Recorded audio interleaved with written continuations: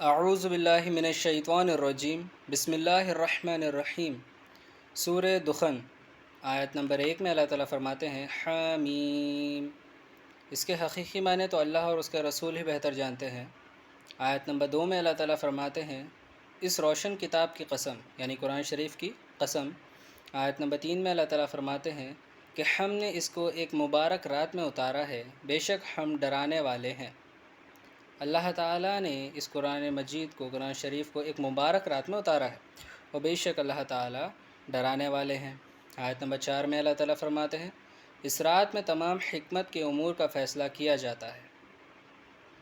اس رات میں، جس رات میں قرآن شریف مبارک رات میں اتری ہے، اس رات حکمت کے امور کا فیصلہ کیا جاتا ہے، تمام حکمت کے۔ آیت نمبر 5 میں اللہ تعالیٰ فرماتے ہیں ہمارے یہاں سے حکم ہو جاتا ہے، بلا شبہ ہم ہی آپ کو رسول بنانے والے تھے۔ آیت نمبر 6 میں اللہ تعالیٰ فرماتے ہیں یہ آپ کے رب کی طرف سے رحمت ہے، وہ خوب سننے والا، خوب جاننے والا ہے۔ آیت نمبر 7 میں اللہ تعالیٰ فرماتے ہیں جو کہ آسمانوں اور زمین اور جو کچھ ان دونوں میں ہے سب کا مالک ہے، یعنی اللہ، اگر تم یقین رکھتے ہو۔ آیت نمبر 8 میں اللہ تعالیٰ فرماتے ہیں اس کے سوا کوئی معبود نہیں ہے، اللہ تعالیٰ کے سوا کوئی معبود نہیں ہے، وہی زندہ کرتا ہے، وہی مارتا ہے، وہی تمہارا رب ہے اور تمہارے پہلے باپ دادا کا بھی رب ہے۔ آیت نمبر 9 میں اللہ تعالیٰ فرماتے ہیں بلکہ وہ لوگ شک میں کھیل رہے ہیں۔ آیت نمبر 10 میں اللہ تعالیٰ فرماتے ہیں تو اس دن کا انتظار کیجئے کہ آسمان کی طرف صاف صاف دھواں نکلے۔ آیت نمبر 11 میں اللہ تعالیٰ فرماتے ہیں کہ وہ دھواں لوگوں پر چھا جائے، یہ دردناک عذاب ہوگا۔ آیت نمبر 12 میں اللہ تعالیٰ فرماتے ہیں اے ہمارے رب، ہم سے اس عذاب کو دور فرما دے، ہم ایمان لاتے ہیں۔ آیت نمبر 13 میں اللہ تعالیٰ فرماتے ہیں ان کو نصیحت کہاں نصیب ہوگی جب ان کے پاس رسول آ چکے جو صاف صاف بیان کرنے والے تھے۔ آیت نمبر 14 میں اللہ تعالیٰ فرماتے ہیں پھر ان لوگوں نے ان سے منہ موڑ لیا اور کہا کہ یہ سکھایا ہوا دیوانہ ہے۔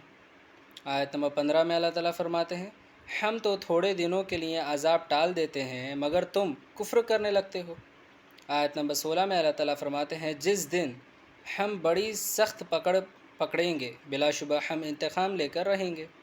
آیت نمبر 17 میں اللہ تعالیٰ فرماتے ہیں اور ان سے پہلے ہم نے قوم فرعون کی آزمائش کی، اللہ تعالیٰ نے اس امت سے پہلے قوم فرعون کی آزمائش کی اور ان کے پاس ایک معزز رسول آئے۔ آیت نمبر 18 میں اللہ تعالیٰ فرماتے ہیں انہوں نے کہا اللہ کے ان بندوں یعنی بنی اسرائیل کو میرے حوالے کر دو، میں تمہارا امانت دار رسول ہوں۔ قوم فرعون کے پاس موسیٰ علیہ السلام رسول بن کر آئے تھے اللہ تعالیٰ کی طرف سے، اور موسیٰ علیہ السلام نے کہا کہ اے اللہ کے ان بندوں یعنی بنی اسرائیل کو میرے حوالے کر دو کیونکہ میں تمہارا امانت دار رسول ہوں۔ آیت نمبر 19 میں اللہ تعالیٰ فرماتے ہیں اور یہ کہ اللہ کے سامنے سرکشی نہ کرو، میں تمہارے پاس کھلی دلیل لے کر آیا ہوں۔ موسیٰ علیہ السلام نے بات فرمائی کہ اللہ تعالیٰ کے سامنے بدمعاشی مت کرو، سرکشی مطلب بدمعاشی مت کرو، اور میں تمہارے پاس کھلی دلیل لے کر آیا ہوں۔ آیت نمبر 20 میں اللہ تعالیٰ فرماتے ہیں موسیٰ علیہ السلام نے فرمایا اور میں اس بات سے پناہ مانگتا ہوں اپنے اور تمہارے رب کی کہ تم مجھے سنگسار کرو۔ آیت نمبر 21 میں اللہ تعالیٰ فرماتے ہیں اور اگر تم مجھ پر ایمان نہیں لاتے تو مجھ سے الگ ہو جاؤ۔ موسیٰ علیہ السلام نے بات فرمائی۔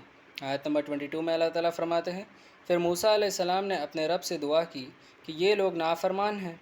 آیت نمبر 23 میں اللہ تعالیٰ فرماتے ہیں تو اب آپ میرے بندوں کو راتوں رات لے کر چلے جاؤ اور فرعون والے ضرور تمہارا پیچھا کریں گے۔ اللہ تعالیٰ نے موسیٰ علیہ السلام سے بات فرمائی کہ اب آپ میرے بندوں کو راتوں رات لے کر چلے جاؤ اور فرعون والے ضرور تمہارا پیچھا کریں گے۔ آیت نمبر 24 میں اللہ تعالیٰ فرماتے ہیں اور دریا سے جو خشک ہو رہا ہوگا پار ہو جانا، تمہارے بعد ان کا تمام لشکر ڈبا دیا جائے گا۔ آیت نمبر 25 میں اللہ تعالیٰ فرماتے ہیں وہ لوگ بہت سے باغات اور چشمے چھوڑ گئے۔ آیت نمبر 26 میں اللہ تعالیٰ فرماتے ہیں اور کھیتیاں اور اچھے مکانات۔ آیت نمبر 27 میں اللہ تعالیٰ فرماتے ہیں اور آرام کی چیزیں جن میں وہ عیش کیا کرتے تھے چھوڑ گئے۔ آیت نمبر 28 میں اللہ تعالیٰ فرماتے ہیں اسی طرح ہوا اور ہم نے دوسرے لوگوں کو ان کا مالک بنا دیا۔ اللہ تعالیٰ نے دوسرے لوگوں کو ان سب چیزوں کا مالک بنا دیا جو فرعون والے چھوڑ گئے تھے۔ آیت نمبر 29 میں اللہ تعالیٰ فرماتے ہیں تو پھر ان پر نہ تو آسمان و زمین کا رونا آیا اور نہ ان کو مہلت ہی دی گئی۔ آیت نمبر 30 میں اللہ تعالیٰ فرماتے ہیں اور اللہ تعالیٰ نے بنی اسرائیل کو ذلت کے عذاب سے نجات عطا کی۔ آیت نمبر 31 میں اللہ تعالیٰ فرماتے ہیں یعنی فرعون سے، بلا شبہ وہ بڑا سرکش اور حد سے نکلنے والا تھا۔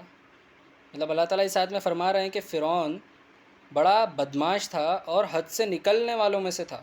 آیت نمبر 32 میں اللہ تعالیٰ فرماتے ہیں اور اللہ تعالیٰ نے بنی اسرائیل کو دنیا جہاں والوں پر علم کی روسی فوقیت بخشی۔ آیت نمبر 33 میں اللہ تعالیٰ فرماتے ہیں اور ان کو ایسی نشانیاں دیں جن میں واضح طور پر ان کی آزمائش تھی۔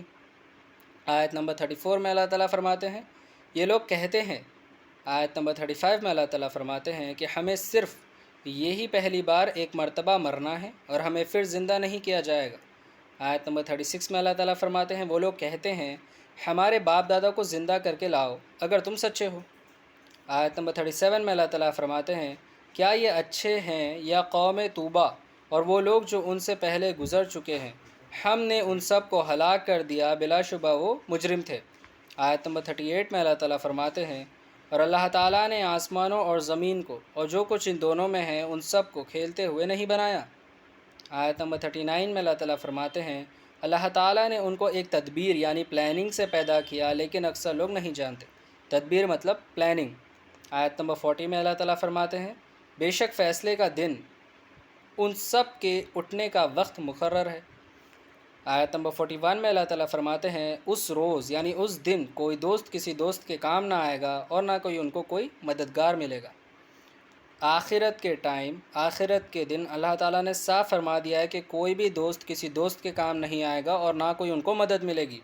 آیت نمبر 42 میں اللہ تعالیٰ فرماتے ہیں مگر ہاں جس پر اللہ رحم فرمائے وہ زبردست مہربان ہے۔ آیت نمبر 43 میں اللہ تعالیٰ فرماتے ہیں بلا شبہ توحڑ کا درخت یعنی پیڑ، توحڑ کا درخت۔ آیت نمبر 44 میں اللہ تعالیٰ فرماتے ہیں گنہگار کا خانہ ہے، یہ جو پیڑ ہے درخت ہے وہ گنہگار کا خانہ ہے دوزخ میں۔ آیت نمبر 45 میں اللہ تعالیٰ فرماتے ہیں تیل کی چھلکٹ کی طرح ہوگا، وہ پیٹ میں ایسا کھولے گا۔ آیت نمبر 46 میں اللہ تعالیٰ فرماتے ہیں جس طرح گرم پانی کھولتا ہے وہ پیڑ دوزخیوں کے لیے کھانا ہوگا اور وہ پیٹ میں ایسا کھولے گا جیسے گرم پانی کھولتا ہے۔ آیت نمبر 47 میں اللہ تعالیٰ فرماتے ہیں اس کو پکڑ لو پھر اس کو کھینچ کر دوزخ کے بالکل بیچ میں لے جاؤ۔ آیت نمبر 48 میں اللہ تعالیٰ فرماتے ہیں پھر اس کے سر پر کھولتا ہوا پانی انڈیل دو کہ عذاب پر عذاب ہے۔ اللہ تعالیٰ حکم دیں گے کہ اس شخص کے سر پر کھولتا ہوا پانی انڈیل دو کہ عذاب پر عذاب ہے دوزخیوں کے۔ آیت نمبر 49 میں اللہ تعالیٰ فرماتے ہیں اب مزہ چکو تو بڑی عزت والا تھا۔ آیت نمبر 50 میں اللہ تعالیٰ فرماتے ہیں یہ وہی چیز ہے جس کے بارے میں تم شک کیا کرتے تھے۔ وہ لوگ جس چیز کے بارے میں شک کرتے تھے کہ ان کو دوبارہ نہیں زندہ کیا کرے گا تو اللہ تعالیٰ فرمائیں گے کہ یہ وہی چیز ہے جس میں تم شک کیا کرتے تھے۔ آیت نمبر 51 میں اللہ تعالیٰ فرماتے ہیں بلا شبہ پرہیزگار لوگ امن و چین کے مقام میں ہوں گے۔ آیت نمبر 52 میں اللہ تعالیٰ فرماتے ہیں یعنی باغوں اور چشموں میں۔ آیت نمبر 53 میں اللہ تعالیٰ فرماتے ہیں یہ لوگ ریشم کا باریک اور دابیز لباس پہن کر ایک دوسرے کے آمنے سامنے بیٹھے ہوں گے۔ آیت نمبر 54 میں اللہ تعالیٰ فرماتے ہیں اس طرح ہم ان کا بیاہ بڑی بڑی آنکھوں والی گوری گوری عورتوں سے کر دیں گے۔ آیت نمبر 55 میں اللہ تعالیٰ فرماتے ہیں اور وہاں اطمینان سے ہر قسم کے میوے مانگیں گے اور کھائیں گے۔ وہ لوگ جو جنت میں ہوں گے وہاں اطمینان سے ہر قسم کی کھانے کی چیزیں مانگیں گے اور کھائیں گے۔ آیت نمبر 56 میں اللہ تعالیٰ فرماتے ہیں وہ وہاں سوائے اس موت کے جو دنیا میں واقع ہو چکی اور موت کا ذائقہ بھی نہیں چکھیں گے اور اللہ ان کو دوزخ کے عذاب سے بچا لے گا۔ آیت نمبر 57 میں اللہ تعالیٰ فرماتے ہیں یہ آپ کے رب کا بڑا فضل ہوگا، یہی بڑی کامیابی ہے۔ آیت نمبر 58 میں اللہ تعالیٰ فرماتے ہیں تو اللہ تعالیٰ نے اس قرآن کو آپ کی زبان میں آسان کر دیا ہے تاکہ یہ لوگ نصیحت پکڑیں۔ آیت نمبر 59 میں اللہ تعالیٰ فرماتے ہیں تو آپ بھی انتظار کریں، یہ بھی انتظار کر رہے ہیں۔ صدق اللہ العظیم و صدق مولانا رسولہ الکریم۔